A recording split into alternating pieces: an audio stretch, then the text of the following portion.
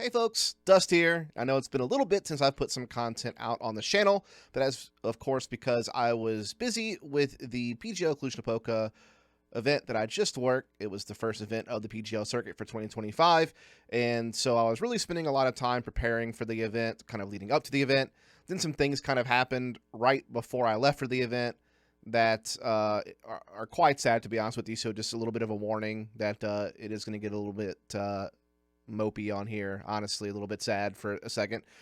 And then obviously I attended the event, worked the event, really was focused on the event the entire time I was there, didn't do any content, didn't do anything. If I wasn't working the event or preparing for, my upcoming segments or whatever the case may be, then I was just relaxing, eating, sleeping, that sort of thing, right? Because when I'm at an event, I'm really just hyper-focused on the event itself. And maybe occasionally I'll break off to do, an interview or a vlog or something along those lines. But this time around, I really, with it being the first event of the year, really wanted to go out there and just give it my best. And so really that is an all-encompassing thing because obviously, every morning you get up, you get breakfast, do a little bit of prep work if you need to, get there, get your makeup on, do any rehearsal or testing that needs to happen, then you're on the show. Then after the show is over, what I usually do is get back to my place, kind of decompress for a little bit, maybe get a meal, shower, whatever I need to do. Then I'll go back, watch the segments from the day, see what I thought about them, what I could tweak maybe a little bit going into the next day, then do any prep work that I want to do that night for the upcoming matches I'll have the next day. If I don't get to finish that prep work because I need to get to sleep, then I'll finish it the next morning after breakfast before I go in. And it's just a endless cycle at that point of essentially wake up, eat, prep work if I need to, work, get back, look back over the segments, review film for my segments, then prep work for the next day's matches, then wake up, rinse, repeat. And that's pretty much how it goes. And we did have a little bit of a break, in between when we were going from Bucharest to Cluj, and had a little bit of fun with that. And obviously, there's a couple of nights, the night before rehearsal and things of that nature where we would have a little bit of fun as well. But really was just focused on the most part, just trying to do my best. And so essentially, trying to see where I want to talk about this. I guess I'll talk about it now. So right before I left for Cluj, or I guess technically Bucharest, and that's where we started the event, some tragic things happened with my dog, which I think I might have talked about in the vlog already, where I just out of nowhere, what was thought to be a routine vet visit turned into our worst nightmares, where, we take our dog to the vet, monthly to do certain things. I'm not really going to get into it. It's just private health stuff, and it's kind of disgusting, honestly. But anyway, when we took him to one of these routine vet visits, we basically found out that he potentially might have cancer. And it was weird because, even though he was 10 years old and, he was obviously not a young dog, he was, 10 years old, he still acted very young. He still acted like a puppy. He still was very playful, very energetic, just he was always that kind of dog. Always very active, always wanted to play, always wanted to be outdoors, running around, playing tug of war, playing fetch, you name it, just was super, super active. And, so when we found out this possibility, it was very stunning because he just seemed like he was still in really good health, seemed like there was nothing wrong. So we were really surprised to hear that. But we had some hope that potentially it wasn't that maybe it would be something else. And essentially we, I'm still preparing for Cluj because essentially I got hired for Cluj, I think mid-January. So it's kind of right after the holidays. And so I immediately started prep working for the event at that point in time.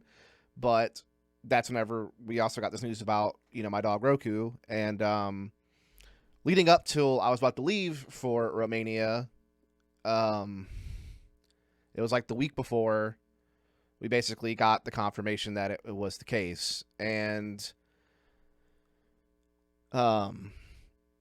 it was one of those things where it was either, try some different medication, see, no, not chemo, but like medications maybe make the tumors smaller to, have a better quality of life. But really the only decisive solution, I guess you could call it, would be surgery. But because of where it was located at, the tumor, it was very dangerous surgery to do. There was basically a 50-50 chance it would work, in the sense that 50% chance that, yeah, we get it out and it's all good, 50% chance that it comes right back as soon as they remove it, just because of where it was located. Very hard to get good margins, so there's always a chance you're going to leave a little bit behind. If you leave a little bit behind, it's going to continue, it's just going to come right back. And so it was basically like one of those things where, like, it was also a situation where it was located at, if we did surgery and it failed, there was a chance of doing nerve damage that would cause him to be incontinent. And so he wouldn't be able to control his using the restroom and stuff like that anymore properly. And basically, even if we did the surgery, even if they did get everything, you know, the prognosis wasn't that great as far as his quality of life. And so that morning we made the decision, after we found all this out, to just, you know, let him rest for good. And it's worth noting that, like, when we took him to the vet and we got the confirmation, he did start having issues not eating, became lethargic. So we already knew that he was not doing well. And so when all that happened, obviously I still tried to focus as much as I could on preparing for the event. But then, you know, while there was still hope that there was nothing wrong, you know, I was able to get through pretty much all my prep work at that point. And it's worth noting at this point, too, that I wasn't only doing prep work for myself in the desk. I was also doing prep work for PGL, helping them build a database for a new piece of the show that they wanted to add, and that I wanted to add and help them add. And we'll talk about that a little bit later in the video.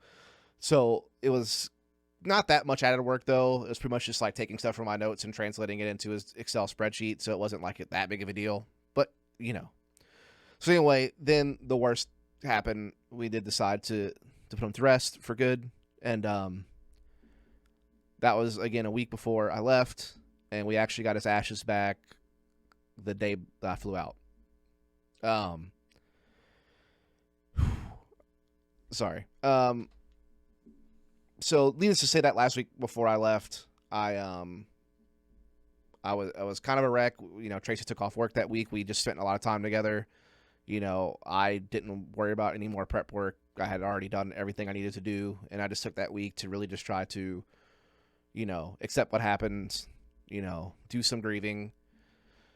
But in hindsight, definitely didn't allow me to fully grieve because it wasn't a lot of time. You know, for example, like, you know, I was the one at home with the dog, you know, when I'm not at events, and Tracy's at work, and so I was the one that was always at home with the dog.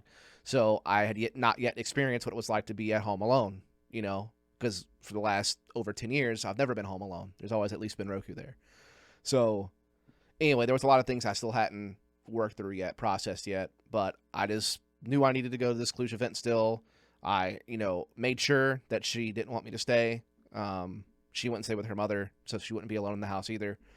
And I went to Cluj, and now we'll get into the positive stuff and get away from that. So getting to Bucharest, we did the group stage there. I was very familiar with the space. You know, that's the same studio that we use, same space that we use for the RMRs and the Shanghai Major. And it's worth noting, too, that, you know, I didn't know what my year was going to look like work-wise going into this one because, yeah, I did a great job at the Shanghai Major and the RMRs. People seemed to really enjoy it. And so I knew that PGL would likely have me back for their events for this year, but it wasn't something that was guaranteed. And so I was really happy to get hired for this event, you know, kind of right after the holidays in mid-January, like a month before the event. So I had pretty good notice, and they didn't leave me hanging too long, wondering if I'd be hired for the gig or not. So that was really cool.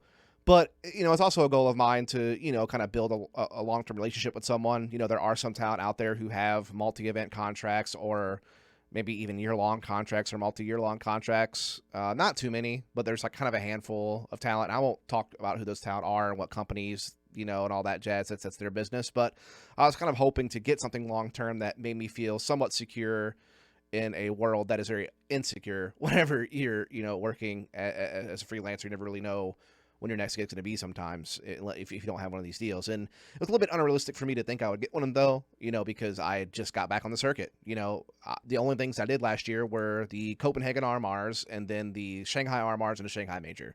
And while the Shanghai Major is obviously a massive gig, working at a major is obviously a huge deal, you know, I still didn't have like a crazy amount of work under my belt. You know, I had basically a 3-year gap of doing nothing in the CS world, you know, leading up to when I did the Copenhagen RMRs and then obviously Shanghai.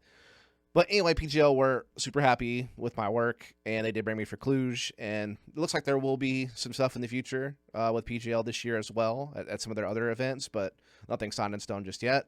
And there's also a chance I might be doing some work with another company, but again, nothing signed in stone yet. But, I'm definitely in a better position than I was a year ago. So I can say that, there's been progress and leave it at that.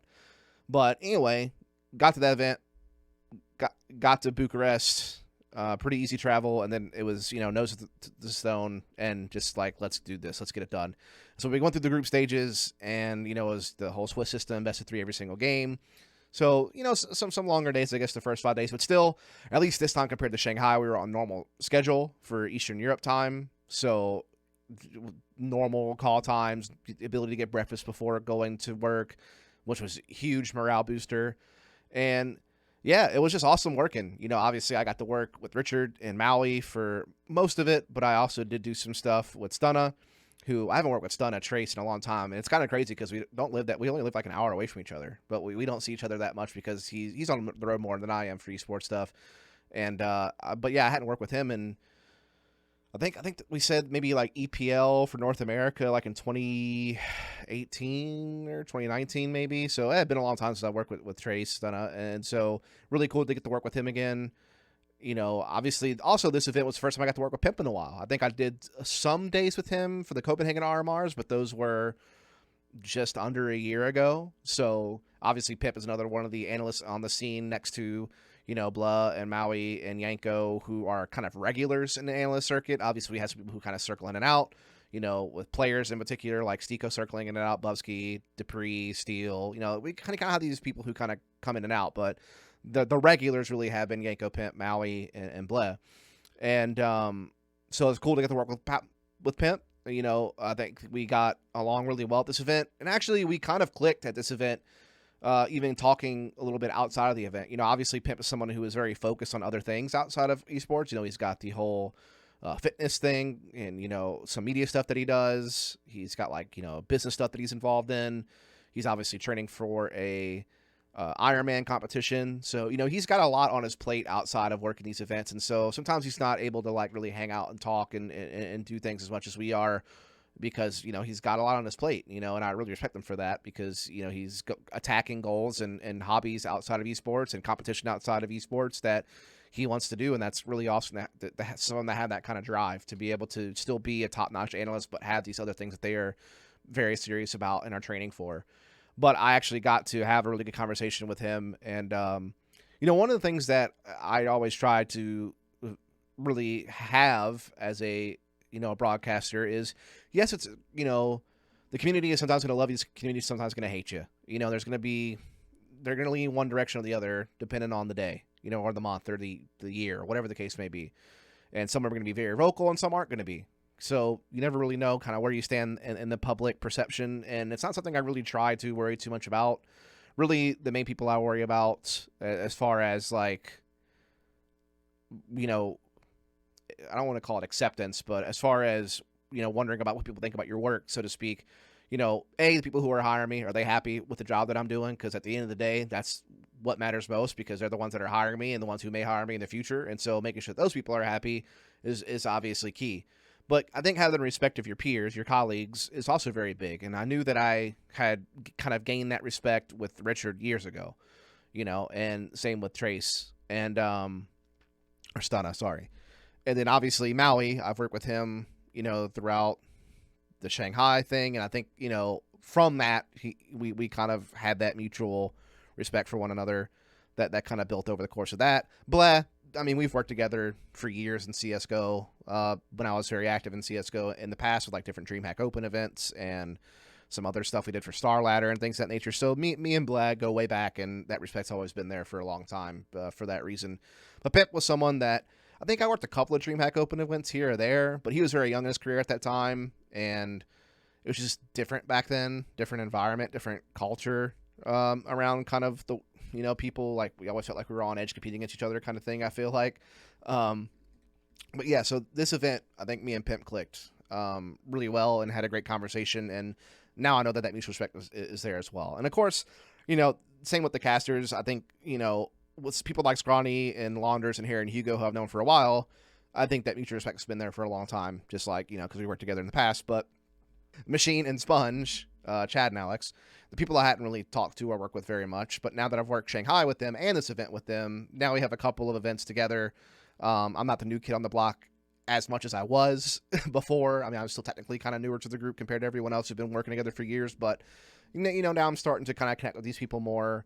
And I think that's important, to, have that networking, to have that camaraderie, to have that mutual respect, to, I think being viewed highly by your peers and colleagues and them appreciating and respecting your work and your work ethic and what you bring to the table and the value that you have in your role.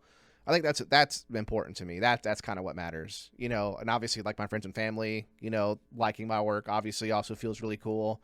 For an example, a friend of mine and my friend's dad, who don't know jack shit about Counter-Strike and esports, they actually watched the entire grand finals, just because they knew that I was going to be on the desk and they knew that was a big deal in an arena and all that jazz. And so that was really cool too, so that is awesome. And yeah, obviously having community support is great. Don't get me wrong. I appreciate all my fans and supporters out there and people who subscribe to this channel and all that jazz. But, having the respect of your colleagues is also, really huge. And so I felt that was a big thing this event. So we get through the group stages and that all felt kind of normal, stuff I had done before. It was a lot of fun.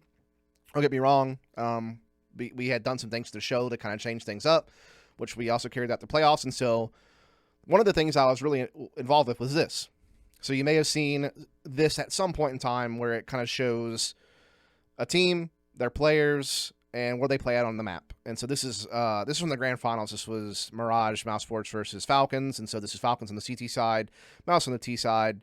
And then we would flip it as well and show, where Mouse played on CT and where Falcons played on T. And basically you're just showing default positions for the most part. Obviously, these things change, and that's why they had like these little dots to show that they're a rotator, that they're going to move around, that they're going to rotate between playing catwalk, playing on B site. Maybe they're going to rotate elsewhere. Same thing with Mages. He's an anchor, so he doesn't really have a dotted path, and Kixon doesn't have a dotted path because he's an anchor, but these rotators do have like a dotted path to show, and these are animated as well. Same for Nico. He's a guy who plays a connector, but he can also play window. He can also, be a rotator. So it's just signifying that there is movement. This guy's not an anchor or some type of static player. And technically anchors aren't static either, but they're more static. Just take it that way, right? Then the opper is obviously incredibly mobile. Someone like Esther might take, the op and anchor A from Ticket, or peek connector from Ticket, or maybe he's going to rotate and play window, or maybe he's going to P inside connector. Obviously, he can also be all the way playing B apartment. So we try to signify who the opper was, that they knew that there was going to be a roaming player as well. And so that's kind of what these dots are, to signify roamers, people who play multiple positions, things of that nature. Particularly the opper is like really being the big one. The opper can be anywhere. So that's what this dotted path is for Torsi. So I built this database for all the teams for the event for both sides of the map. So just a giant Excel spreadsheet basically for every single map, every single team, every single player, both T and CT. And that way we could plot them on this map and talk about it, right? So after we're done the map pick ban, we could go into this once we know what the map is, and we could use this as a visual aid to discuss, how the teams are going to match up. What are some key matchups? So obviously when you look at this graphic, a key matchup would be Nico versus Urshan in middle and A connector, right? That's going to be a key matchup, right? So, that was kind of one thing that we kind of did with this, essentially, was set up key matchups, win conditions, things to look out for, tendencies, things we would normally talk about anyway, but a visual aid to help that. And this is only going to get better over time, by the way. Like, we're going to find, ways to make it even more readable, to highlight players even better. Like, the pictures of the players would get bigger if we were talking about a particular player and would kind of like float and do an animation, but we might do some stuff to make that even better. And also, I don't want to give away too much, but let's just say that you have a player, and let's say that you built a database of clips of that player, like you have like a highlight reel of that player making all kind of incredible plays. And let's say that one of those players is, maybe Nico, and maybe Nico makes a lot of incredible plays inside of a connector / mid on Mirage on the CT side. And so maybe if I talk about Nico in the future when this map pops up, and I'm talking about Nico, maybe, just maybe, not only would it highlight that player, but maybe it would show some examples of them playing that position in the past. So something to look out for, something that we're working on as well. They also did, so this is something I've been wanting to do for a long time, by the way. I've had this idea for years. I'm sure other people have had similar ideas for years, so I'm not trying to claim that like I own the idea of making a map overview of all the players, but it's something I've wanted to do for many years. I've pitched to other TOs in the past. It never gone anywhere. But when I pitched it to PGL, they were like, oh, 100%, let's do this. Like, how do you want it to look? And it is funny because The examples I sent them was like the shittiest map overview image you could think of from Google Images, and then in MS Paint, I would draw dots on the map, like, hey, like, put this person here, put this person there. And they're like, oh, we can do way better than that, bro. Like, we're going to make this look really cool. I was like, oh, okay. So, like, in my mind, I just thought it was just going to be dots on the map, and then they turned it into animated player pictures and all, like, animations and all kinds of crazy shit, and so they, like, knocked it out of the park. But I built the database behind it. And each day I would also watch the games to make sure that no spots had changed, which there were many cases where things did change, and I had to change them on the fly, the night after the games and before the game started the next day. So that was something else I was doing as far as prep work goes, was also just making sure this database stayed updated. But this wasn't the only cool thing that PGL did. They also did something with like a heat map, which I didn't work on this at all, but there's something else they did where you had like a standout player, and then you would be able to take that standout player and you could like show basically a heat map of where they got all their kills at, which was really cool. And really, I thought production was out of the park this event from PGL. Not only were they bringing new things to the table, like the map thing I helped them build and the whole standout player heat map thing that they built, there was a few other things that they're working on that they're going to be able to bring out in the future to kind of set them apart, to kind of change the game up a little bit, kind of just make their show unique to them and kind of innovate a little bit. And it was really cool to be a part of that. And yeah, then we traveled to Cluj. And so I haven't worked inside an arena in a very long time. The last time I worked in an arena was actually the Montreal 2016 event. It was Northern Arena. That was the whole Smiths incident situation. I'm sure you all remember that. The Yole noobs, I never said that, of course. But anyway, so that was 9 years ago. The last time I worked in an arena. I worked in some expo halls and convention halls at DreamHack Opens and things of that nature, but nothing like in an arena. Well, this arena, the first day was just the quarterfinals, and it was a Friday. So mind you, people have schoolwork, things of that nature on Fridays usually. 9 in, crowd was still like at a decent capacity, not full capacity, but decent. Like there was a few thousand people day one. I think max capacity might have been like 6,000 or 7,000 for the configuration that they had, because there was no seating on the floor. The entire floor was just the stage for the players when they're playing, the stage that they used for the players to like be at before they walked on stage, and then they had the casting booth, the analyst desk, and then they had the Romanian streamer that was there as well. And so, yeah, it was really crazy. So only people were in the stands on the bleachers. And even the first day, the crowd was incredible. And then the crowd just grew and grew each day. Semifinals day was even more packed. And then grand finals day, it was, I think, pretty much full capacity, sold out. So we went from let's say somewhere between 2,000 and 3,000 the first day. I don't know these numbers. Might have even been more than that. Later in the day compared to early in the day. Like Friday night, we probably had more people than Friday morning, for example. So it probably grew from 2,000 to 3,000, 3,500, something like that. I think Saturday we at some point had 4,000, and then Sunday was more than that. I don't know what the number was, but it was pretty much capacity for the arrangement, because there was a section of bleachers that were cut off because that's where the LED walls were at and some of the other stuff that they were using for production. And then, like I said, they weren't doing any floor seating at all. All the seating was in the stands. So really incredible. This crowd was nuts. Obviously, I don't have really anything to compare it to personally, because this is my first time working a stadium of this size. Even when I did do the Montreal event at the Bell Center, but we didn't have a crowd like this. So this crowd, massive, huge, and super just like the great neutral fan base where they were cheered for everything. Even when they booed Strauss, they still cheered for him, right? And they were super crazy, super animated, super responsive. When you would say something to the crowd, they'd pop. Like I've never experienced this before where, Richard introduces himself, he introduces the desk, introduces us, and then the crowd pop for us, the analysts. Like, what the fuck? Like, that never happens. So that was wild. Then they pop for the casters too, which is awesome. Obviously, we're loving the games, cheering the whole time, having a great time. Phenomenal. And then there was one time, I'll never forget this, because I've never really signed many autographs in my life. Like, I'm not like a super famous like cat. You can remember some of the other broadcast talent. I don't have that brand size. Not people know me that well. But I remember when I was walking back to the green room from the floor, some people were like waving at me from the stand. So I walked over to them, said hello. They handed me some stuff to sign, and I did it. Took a little selfie with the phone, whatever. Then some people next to them, same thing. And before I knew it, I had walked like a U shape almost half the arena doing that for I don't even know how long. I lost track. And it's like, that's just never happened before. Where like that many people were interested in saying hello and, you know, getting an autograph, getting something signed. Like, never experienced that before, really. What I also didn't experience before, which was also wild, is these people would line up where we would exit to get on the like shuttle back to the hotel, and they didn't bother us. They just cheered us on, said, "Hey, great job, thanks so much." Round of applause kind of thing. Like, weren't being, you know, super needy. You know, maybe a couple of them would ask for a picture or to sign something, but for the most part, they were just having a freaking good time and wanted to cheer us on as we were leaving. It was crazy.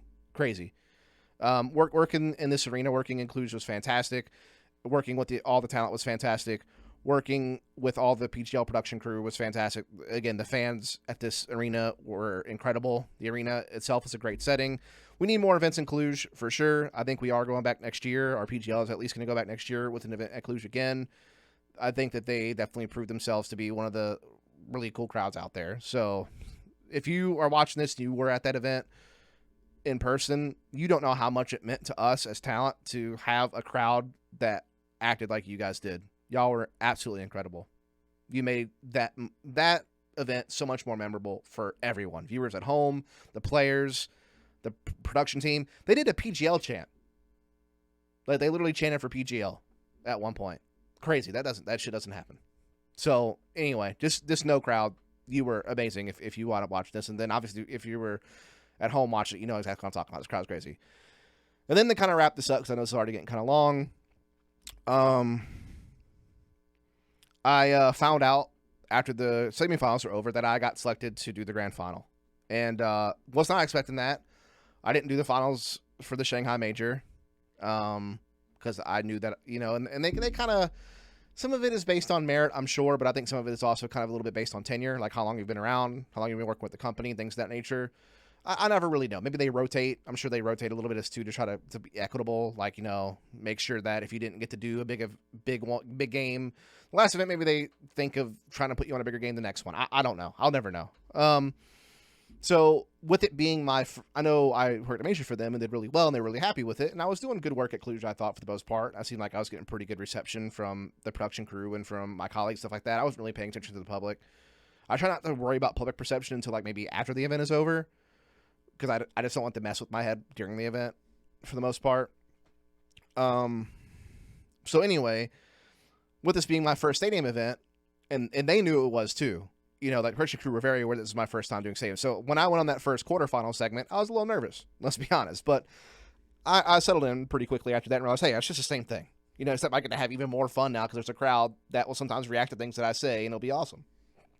So it made it more fun, more exciting. And maybe some people would shy away from it or get nervous, and I was nervous going into it. But once the segment started, I realized, no, this is not, I don't need to be concerned about anything. This is awesome. Like, this just makes the job even cooler. So I really clung to it pretty nice, I guess. And then the semifinals, by that point, I was just, you know, I was in the zone. Yeah, I was just like flow state, just, you know, connecting to everyone, having a good time, making conversation, doing the segment, all that jazz. So yeah, but with it being my first event, I figured, it's my first stadium event. I probably won't do the grand final. I wasn't really concerned about it. You know, third place decider. I'm totally fine with that. That's cool. But then I think I got selected for the grand finals, and I couldn't believe it. That's really awesome. I'm glad PGL trusted me to work a grand final for them, their first event of the year, and my first stadium event at this level with that level of crowd. That's pretty awesome that they trust me to do that. And that test was awesome, man. Richard, Maui, Blad, and myself were that desk. Obviously, a huge shout out to Pimp, by the way, who I got to work with on the semifinals day. And I also worked with him in the group stage a couple times. Fantastic analyst. I don't care what anybody fucking says on social media. The dude's very good, very hardworking, knows his shit, adds insight that others can't, and was phenomenal to work with and easy to work with. And so, tip my hat. He's one of the greats in our industry. I don't care what anybody says. But anyway, that grand final was incredible. It was incredible. It looked like it was going to be kind of a one-sided beating at first, but then the next map was a one-sided beating the other way. Then I was like, oh, man, it's going to be one of those. But then we actually had like one close game, and it wound up being a 3-1 series, so it was actually a pretty damn good grand finals, in my opinion.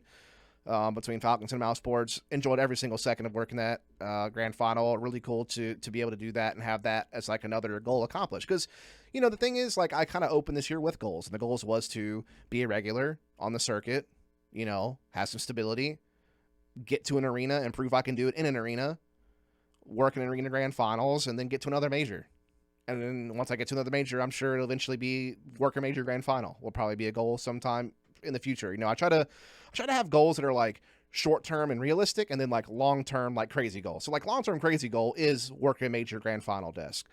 You know, but short term is like, you know, just being consistent, getting to work regularly, getting to work in an arena, maybe work an arena grand final. Well, I've already knocked off like a lot of goals in just the first event of the year. So now it's just like, from this point forward, I don't really care anymore. I mean, sure, I care. Like, I would love to work another grand final. I'd love to work in more stadiums. I want to be at another major.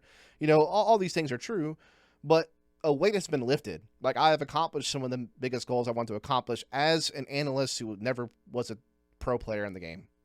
Like, I played like a small pro level of Counter-Strike Source many moons ago. But, you know, to be able to do that as a desk analyst that doesn't have the same tenure as like a lot of former pros who work the desk do, or former high-level players / coaches, managers, whatever the case may be, that's pretty incredible. Some kid with a dream from Alabama got to be an analyst, you know, at a major, and now in the grand finals of an arena event. So it's more now for me about just continuing to be the best I can be. And that's what I'm going to do. I'm going to bust my ass and be the best I can possibly be, and that it'll never stop. I'll never stop wanting to be better. I think the moment that you stop wanting to be better and you find complacency is the moment that you're done. You know, you're just kind of reining it in, and maybe you'll get to do that for a little while, but eventually it's not going to work. And no, I'm still very much driven. I have still a lot that I want to do. I have a lot still to prove, I think, to myself and to others. And yeah, I'm just going to keep going at it. So that's going to kind of do it for this vlog about this event. It was incredible, particularly the stadium portion in Cluj was incredible. Love working with all the people that I work on the broadcast. You know, Richard, Stunna, you know, working with Pimp, working with Maui, working with Blair on the desk. The casters were fantastic. Obviously, we had, you know, Scrawny and Launders and Machine and Sponge at the event. But obviously, even the remote casters did a fantastic job. Harry, Hugo, Dinko, and Moses. I'm sure we'll see some of them, you know, in person at some future events for PGL, and I'm sure they're obviously going to be very active on the circuit in general. Great working and talking with everyone, hanging out with people. I learned how to play Magic for the first time. Played Magic with Scrawny. Don't know that I'm know much about Magic, but I know the basics now of it, so that was kind of cool. Learning how to play a whole new game I hadn't played before. Obviously, all kinds of other fun times, just hanging out, having some drinks, eating dinner. Nothing too crazy. We never like went out and partied. We just kind of chilled at the hotel most of the time and just had a good time, having a couple of beers and just hanging out with each other. You know, keeping it really chill. You know, it's just a good time, good vibes. The green room vibes were also immaculate the entire event. Oh, shout out to Banks as well. I hadn't seen Banks in many years. I know he worked at Shanghai Major just like I did, but he was actually in Shanghai and I wasn't. You know, we were all working remote. So to see Banks for the first time in many years is great. Talking to him, hanging out with him. He did a great job with this event too. So just going to give him a shout out. Cool getting to talk and hang out with him as well. Then obviously, again, all of the staff and crew at PGL are fantastic, from the production to the hospitality to the accounting to the, you know, people that you deal with, you know, for logistical stuff. Like, just everyone fantastic. And hopefully I'll continue to get to work with them this year and in the future, just in general. Really enjoy PGL for sure, and really enjoy this event for sure. As far as what's next, I don't know. I do have one gig I'm semi-booked for, and another event that I'm kind of semi-booked for, but neither one of those two things are in stone yet, but pretty close. So there's a couple of events I have coming up here soon, hopefully, and I'm just going to keep riding that wave and just keep doing my best work and just keep, you know, grinding. But I will say for the rest of February and for the bulk of March, I won't be doing any gigs. I think the next gig, if I do wind up setting it in stone, probably wouldn't be until I think like the very beginning of April. And then there's another thing I might do that's like the very end of April leading into like the first week of May. So I'm not really sure yet. But for the month of March, I don't really have anything planned until, yeah, like the first week of April probably. So for these next 3 or 4 weeks, I definitely want to, you know, maybe start doing some more content here on the channel and some other stuff. But I will be honest with you that now that I'm back home, the whole situation with my dog and Roku, like it is going to take some time. I think I need to kind of let myself grieve, let myself actually, go through those motions. I kind of skipped that by going to this event.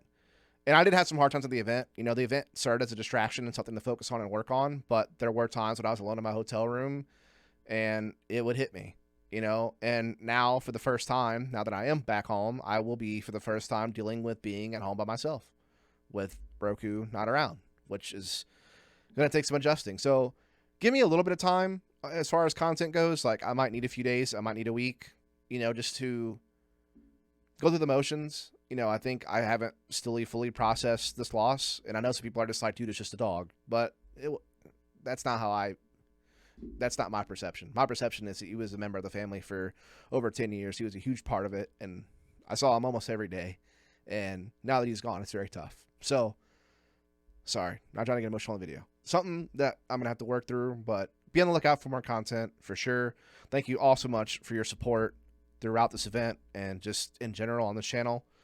And you'll be seeing me soon at events, hopefully in April, in May, and June, maybe. If I can somehow get a part of the major, that'd be great. It's the first CS2 major in America, and I am an American, and like Austin's like literally an hour flight away from me, so I would love to be a part of it. Not sure if it's possible. We'll see. Even if not, hopefully I can just get involved with some of the other events that are going on this first part of the season, and then after the major's over, get involved on some stuff afterwards. I'm building up to the second major, and then maybe something's there. I don't know. At this point, I'm just trying to focus on what I can, which is trying to be the best that I can be, and then see what happens after that. But that's going to do it for this one. Again, thanks so much for tuning in and all the support. This is kind of scatterbrained, but I'm in a very scatterbrained situation right now. So I appreciate your understanding, and catch you on the next one.